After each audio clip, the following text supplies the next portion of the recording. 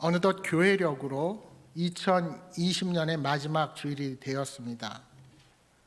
그리고 오늘은 우리 교회의 23살 생일이기도 합니다.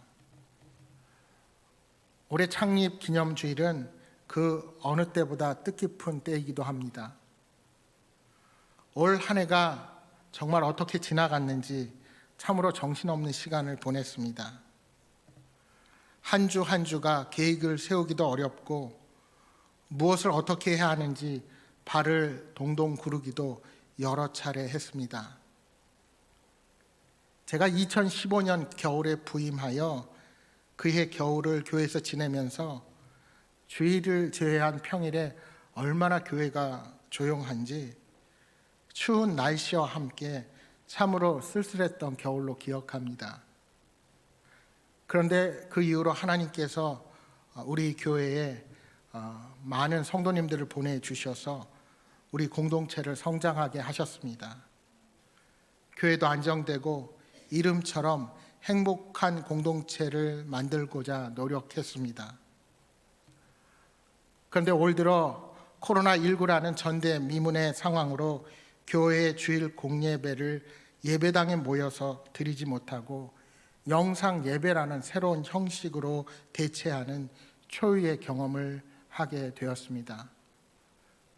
물론 그전에도 인터넷을 통해서 영상으로 설교와 예배가 제공되기는 했습니다. 그러나 모두가 교회에 오지 못하고 영상으로 예배 드리는 경험은 처음이었습니다. 텅 빈 예배당과 텅 빈 교회를 쳐다보며 이처럼 무기력한 적이 없었습니다. 이것은 단지 일부 교회에 국한된 경험이 아닌 전국의 많은 교회, 나아가 전 세계의 교회들이 채택하지 않을 수 없는 새롭고도 보편적인 경험이었습니다. 이 새로운 경험은 단지 주일 공예배를 이런 방식으로 드려도 되는가와 관련된 공간의 문제만은 아니었습니다.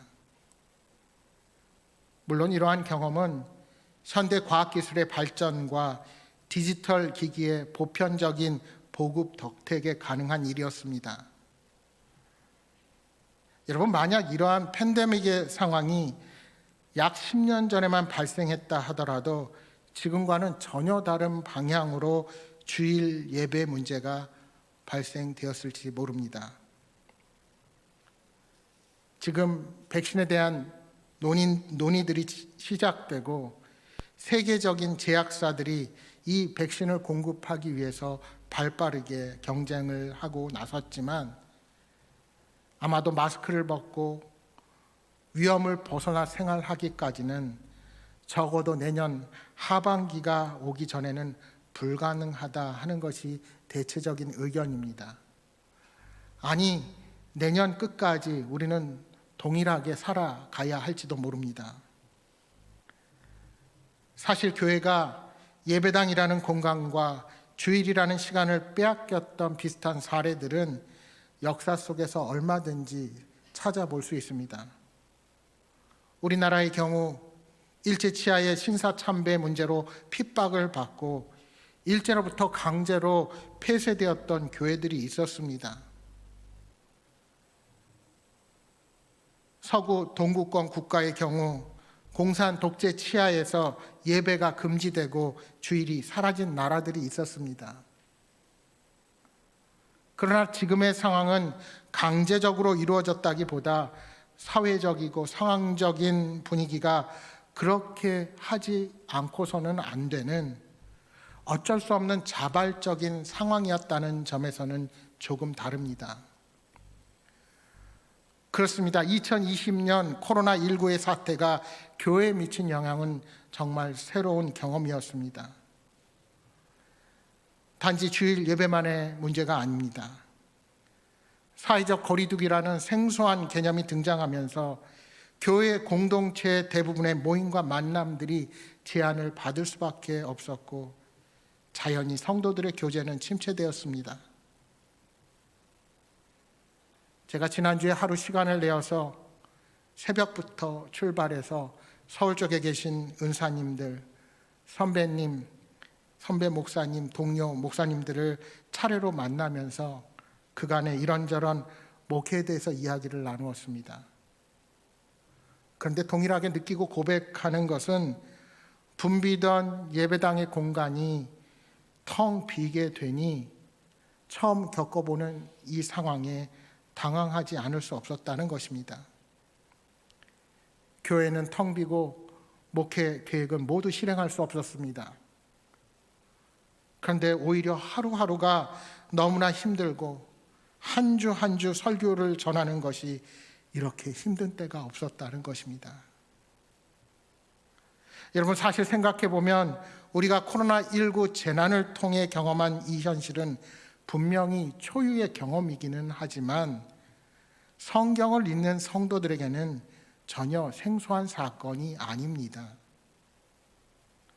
물론 우리가 21세기에 겪는 경험과 문화와 사회적 배경이 완전히 다른 성경시대의 신앙 공동체가 경험했던 상황이 동일할 수는 없습니다.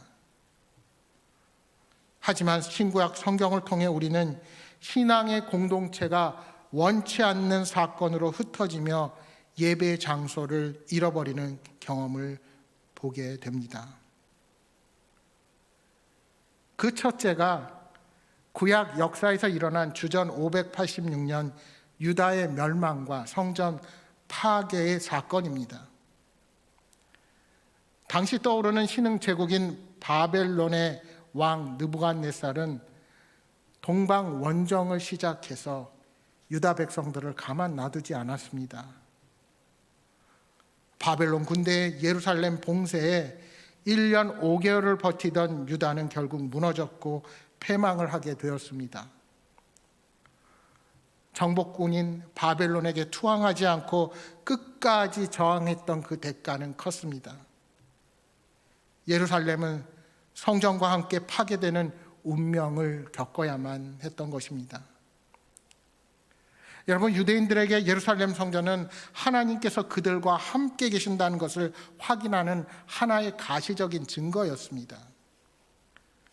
그런 하나님의 성전이 이방 군대에 의해서 파괴되고 불태워지고 약탈당하는 모습을 지켜보아야 했던 이 역사는 그들에게 결코 사소한 경험일 수가 없었습니다. 이것은 그들의 신앙을 송두리째로 흔드는 사건임에 틀림없었습니다. 성전의 파괴는 단순히 이스라엘 백성들의 신앙과 정신에만 영향을 미친 것이 아닙니다.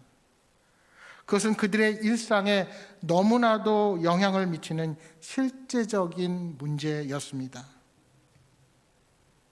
이스라엘 백성들은 이제 자신들이 지은 죄를 씻기 위해서 어디로 가야만 하는가 하는 해결할 수 없는 질문을 낳게 되었습니다. 제물과 제사, 그리고 제사장과 레인들이 더 이상 소용이 없어진 세상을 그들은 한 번도 상상하거나 꿈꿔 본 적이 없습니다. 그러나 현실은 매우 냉혹했습니다. 예루살렘 거민들은 이런 고민을 앉아서 할 수도 없는 상황이었습니다. 빈민들을 제외한 대다수의 예루살렘의 백성들은 정복군의 비참한 포로가 되어 멀고 먼 바벨론 땅으로 강제로 이주해야만 했습니다.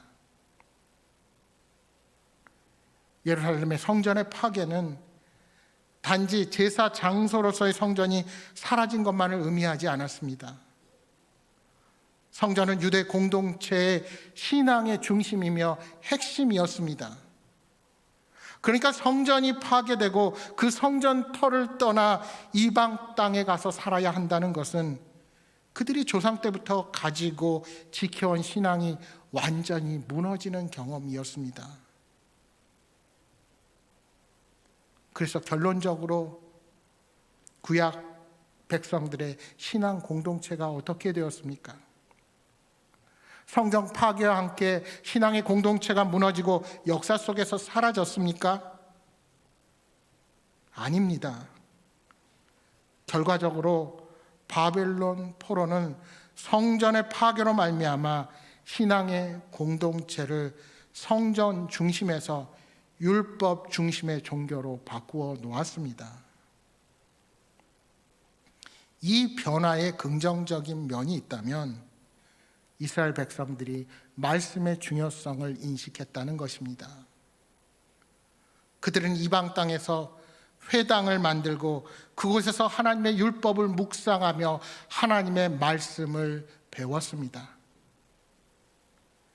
여러분, 지금의 코로나19의 상황이 성전을 마음대로 오지 못하고 소그룹 공동체의 제약을 받았지만 오히려 우리가 서 있는 장소에서 하나님의 말씀을 더욱 가까이 하는 계기로 삼을 수 있다면 그것이 유다의 바벨론 포로가 우리에게 주는 교훈일 것입니다. 둘째로, 신약 성경의 사건은 스데반의 순교 이후에 예루살렘 교회에 전면적으로 불어닥친 박해로 인하여 교회 공동체를 흩어지게 했다는 사실입니다. 우리 주님께서는 공생애를 마치시고 부활하시고 승천하시기 전에 제자들에게 단지 아버지께서 약속하신 것을 기다리라 말씀하셨지 끝까지 그곳에 머물라고 말씀하시지는 않으셨습니다. 오히려 우리 주님께서는 약속하신 성령이 임하시면 그들이 권능을 받고 온 유대와 예루살렘과 사마리아와 땅끝까지 이르러 주님의 증인이 될 것이라 말씀하셨습니다. 그런데 예수님의 제자들은 오순절 마가의 다락방 사건 이후 예루살렘에서 일어나는 커다란 부흥을 맛보았지만 바로 그 예루살렘을 떠날 생각을 하지 못했습니다. 여러분, 사도행전 2장에 등장하는 초대교회 공동체의 모습은 어떠합니까? 그들은 사도의 가르침을 받아 서로 교제하고 떡을 떼며 오로지 기도하기를 힘썼습니다. 날마다 마음을 같이하여 성전에 모이기를 힘쓰고 집에서 떡을 떼는 교회로 성장하고 있었습니다. 뿐만 아니라 한 마음과 한 뜻이 되어 모든 물건을 통용하고 재물을 나눌 만큼 매우 건강한 공동체여 교회였습니다. 그런데 스데반의 탁월한 말씀 선포 뒤에 그들에게 주어진 것은 부흥이 아니라 오히려 순교와 박해였습니다. 사도들을 제외한 성도들은 예루살렘을 떠나 뿔뿔이 흩어지지 않을 수 없었습니다. 천국처럼 느껴졌던 예루살렘 공동체를 떠나 새로운 땅으로 떠나야 하는 일은 그들에게 그렇게 즐거운 경험일 수는 없었습니다. 그들은 선교에 대한 어떠한 전략을 가지고 길을 떠난 것도 아니었습니다. 사도들과 성도들은 그들의 갑작스러운 흩어짐에 당황할 수밖에 없었습니다. 그런데 사도행전 말씀해 보시면 이렇게 예루살렘 교회에서 일어난 박해를 설명하고 이어지는 사도행전 8장 4절의 말씀은 이렇게 기록하고 있습니다. 그 흩어진 사람들이 두루 다니며 복음의 말씀을 전할세. 흩어진 그리스도인들이 두루 다니면서 가는 곳마다 복음의 말씀을 전한 것입니다. 이 일로 인해 교회는 예루살렘이라는 경계를 넘어서 확장되기 시작했고 복음은 유대인이 아닌 이방 민족에게까지 전파되는 역사가 일어나기 시작한 것입니다. 올해 초 갑자기 불어닥친 코로나19의 사태를 겪으면서 여전히 혼란스러운 우리가 이 사건을 통해서 배울 수 있는 교훈들이 무엇이겠습니까? 기독교는 주일 예배를 생명처럼 소중히 여겨왔습니다.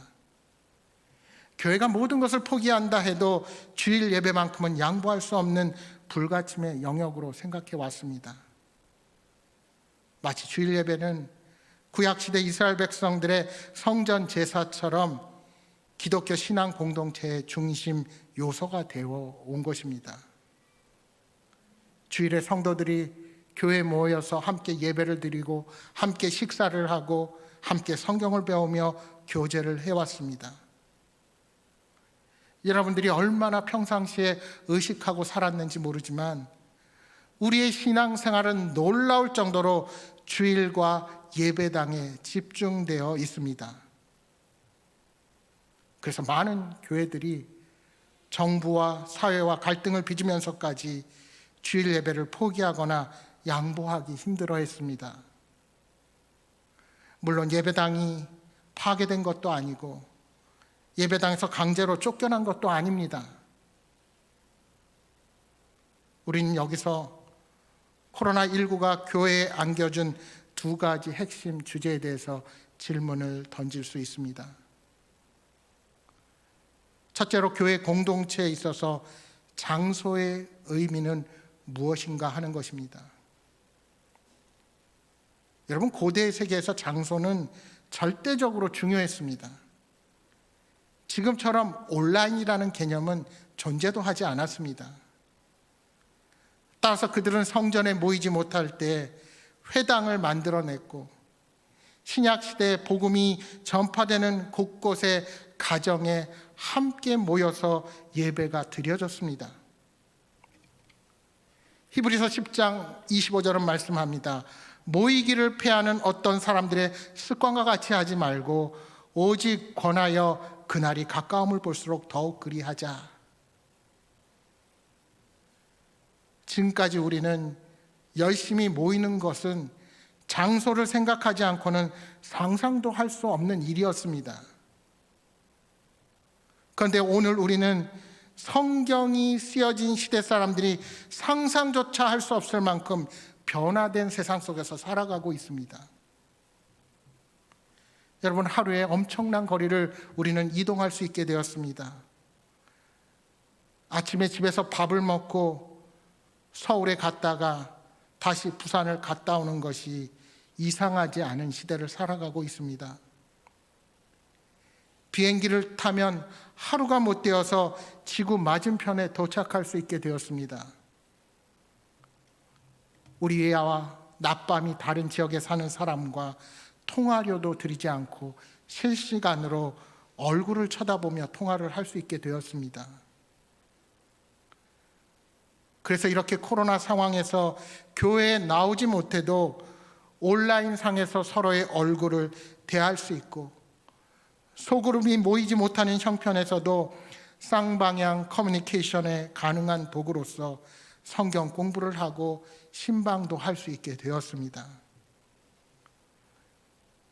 그래서 세종에 사시는 분도 시간을 절약하여 성경 공부에 참여하고 서울에 계셔도 온라인으로 함께 예배할 수 있는 길이 열리게 된 것입니다. 물론 그렇다고 이렇게 모든 예배와 프로그램을 진행하는 것이 효율적이라고 하여서 다 옳다고는 할 수 없습니다. 이렇게 하는 데는 또 다른 부작용이 동반하기 마련이기 때문입니다. 그러나 여러분, 우리가 이 위기의 상황에서 기억해야 할 것이 있습니다. 그것은 교회는 건물이 아니라는 것입니다. 그리고 예수님은 단지 예배당의 영역에 제한된 주님이 아니시라는 사실입니다. 이 사실은 새로운 가르침도 아니요, 여러분이 모르는 바도 아닙니다. 하지만 코로나19의 재난으로 경험하게 된 가정에서 드리는 영상 예배는 우리의 가정이 교회라는 점, 예배당의 건물이 아닌 그 어느 곳이라도 하나님께서 임재하시고 우리가 서로 교제할 수 있는 장소라는 관점을 우리들의 피부로 느끼게 해주는 계기가 된 것입니다. 사랑하는 여러분, 주님은 우리들의 예배당을 넘어서 우리의 가정과 우리의 거실과 서재와 침실에 이르기까지 모든 곳에서 우리와 함께 하시는 분이십니다. 여러분께서 대다수가 가장 많은 시간을 보내는 우리의 일터에서도 예외가 아닙니다. 따라서 내가 서 있는 곳이 어디이든 그 자리에서 하나님께서 기뻐하시는 예배자로 서시는 여러분 모두가 되시기를 소망합니다. 둘째는 우리의 건강과 위생을 위해 해야 하는 사회적 거리두기가 우리에게 주는 영적인 도전에 대해서 우리가 어떻게 반응해야 하느냐 하는 것입니다. 여러분, 올해 가장 많이 접한 신조어가 아마도 사회적 거리두기일 것입니다. 감염을 차단하기 위한 소극적인 수단으로 사람들이 밀집하는 모임을 피하고 만남이나 외출을 자제하라는 것이죠. 그런데 문제는 이 사회적 거리두기라는 말 자체가 교회 공동체의 정체성을 상실하게 하는 측면이 매우 강하다는 것입니다. 그래서 교회가 비상 상황에서 사회적 거리두기를 유지하면서 어떻게 영적으로 다가가기, 영적으로 가까이 하기를 할 수 있는지를 고민해야 하는 상황에 직면하게 된 것입니다. 성도들과 친교를 나눌 수 없는 사람들 중에는 영적인 고립감이 더해지면서 우울감에 대한 호소를 하는 분들이 많이 생겼습니다. 그런데 여러분, 여기서 제가 여러분에게 솔직하게 묻고 싶은 말이 있습니다. 그러면 정말 그 전에는 괜찮으셨습니까? 우리 신앙 공동체 안의 영적인 사귐은 그동안 다가서기와 가까이 하기에 충분하셨습니까? 아니면 그저 장소와 시간이라는 그 형시간에 주어진 만남에 불과했던 것은 아닙니까? 사회적 거리두기 이전에 이미 영적 거리두기를 실천하고 있었던 것은 아닌지 우리 스스로를 돌아볼 수 있어야 합니다. 따라서 진정 공동체를 위한다면 우리는 이 시간이 지나가기를 기다리지 말고 지금의 상황에서 할 수 있는 한 최선을 다해서 모든 방법을 동원하면서 멀어진 물리적 거리를 좁혀가는 영적 가까이 하기에 모든 힘을 기울여야 할 것입니다. 오늘 우리가 읽은 에베소서 4장 4절에 말씀합니다. 몸이 하나여 성령도 한 분이시니 이와 같이 너희가 부르심의 한 소망 안에서 부르심을 받았느니라. 여기서 말하는 몸은 그리스도께서 오신 때부터 다시 오실 때까지 그분에 속한 모든 성도들을 가리키는 용어입니다. 그런데 우리 모든 성도는 온몸이 그리스도를 머리로 모시고 서로 연결되고 결합되어 성숙해지면서 자라나게 되어 있다는 사실입니다. 4장 16절은 이렇게 말씀합니다. 그에게 온몸이 각마디를 통하여 도움을 받음으로 연결되고 결합되어 각 지체의 분량대로 역사하여 그 몸을 자라게 하며 사랑 안에서 스스로 세우느니라. 여러분, 가지들은 나무에 연결되어 있어야 합니다.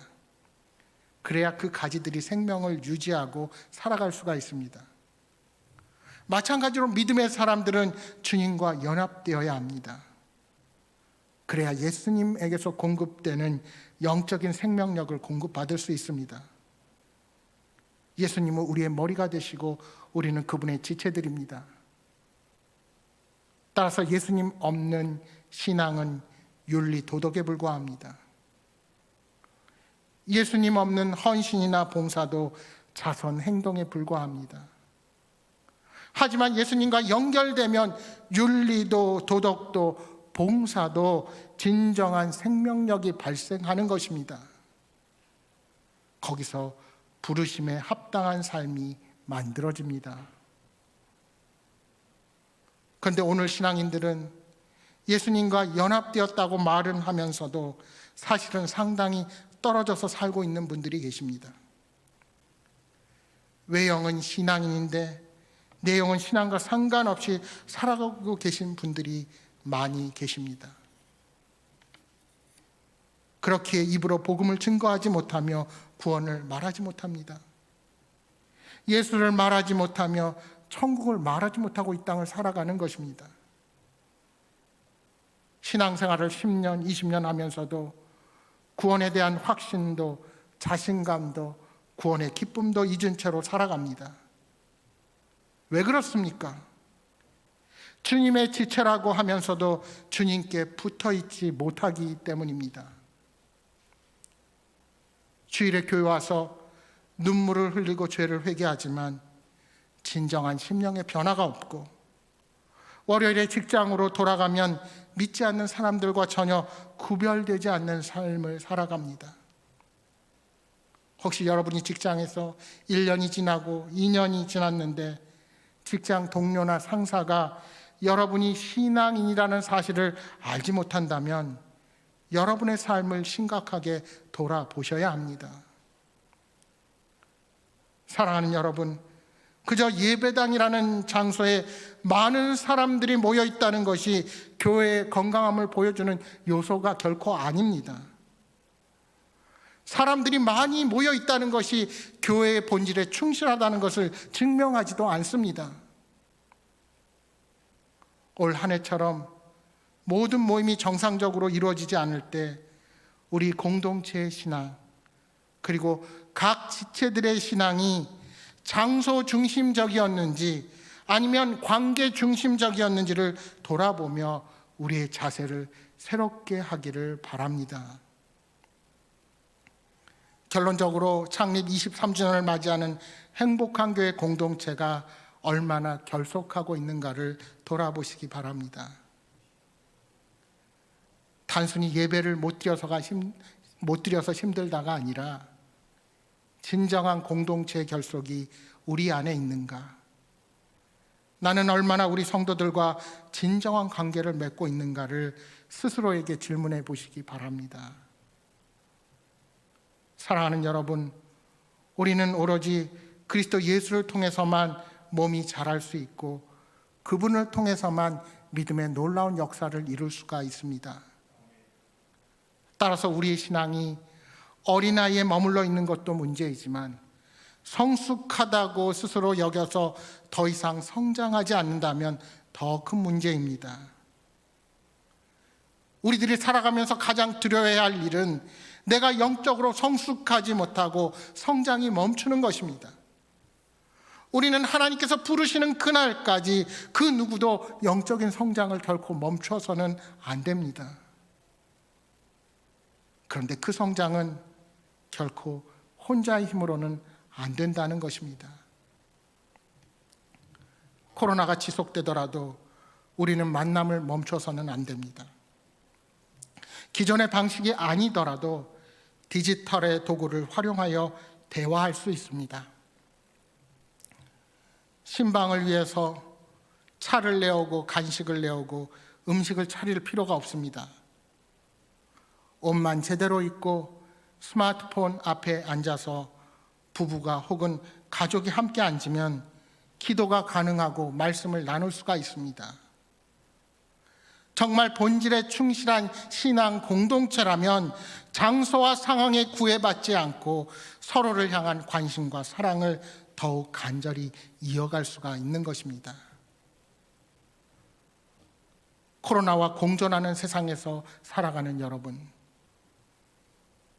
지금의 상황은 계속해서 교회에게 위기와 긴장감을 안겨줄 것입니다.